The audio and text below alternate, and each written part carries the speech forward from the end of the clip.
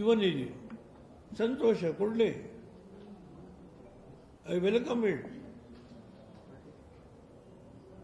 ಅವರು ಬೇಕಾದ್ರೆ ಒಂದು ದಿನ ಹೋಗಿ ಅದರಲ್ಲಿ ರಾಮನ ಒಂದು ಪುಣ್ಯಕ್ಷೇತ್ರಕ್ಕೆ ಹೋಗಿ ಬಂದು ಆ ಡಿಪ್ಲೊಮಾ ಹೋಲ್ಡರ್ಸು, ಇಂಜಿನಿಯರ್ಸು ಮುಂದೆ ಬಹಳ ಪ್ರಬುದ್ಧಮಾನಕ್ಕೆ ಬರಲಿ.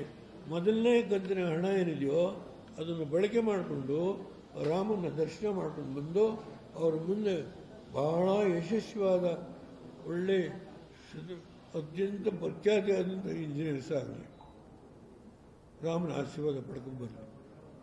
ಮೊದಲನೇ ಕಂತನ್ನು ಅವರು ಬಿಡುಗಡೆ ಮಾಡಲಿ ಅಂತ ಹೇಳಿ ನಾನು ಸಿದ್ದರಾಮಯ್ಯನವರಿಗೆ ಪ್ರಾರ್ಥನೆ ಮಾಡ್ತೇನೆ. ನೀವು ಹೋಗ್ತೀರಾ ಅಯೋಧ್ಯೆಗೆ? ನಾನು ಹೋಗ್ತೀನಿ. 22ಕ್ಕೆ ಹೋಗ್ತೀರಾ ಅಂತ?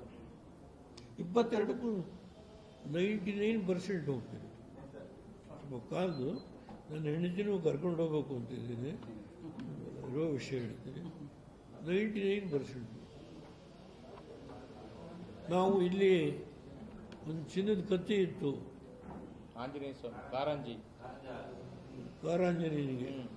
ನನಗೆ ಒಬ್ಬರು ಸುಲ್ತಾನ್ ಕೊಟ್ಟಿದ್ದರು.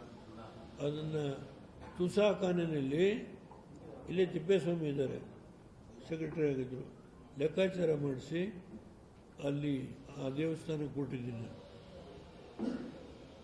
ಆಂಜನೇಯನಿಗೆ ರಾಮ ಈ ಕಡೆ ಇದೆ, ಅವನು ಆಂಜನೇಯ ದಕ್ಷಿಣಕ್ಕೆ ಮುಖವಾಗಿ ಉತ್ತರಕ್ಕೆ ದೊಡ್ಡ ವಿಗ್ರಹ.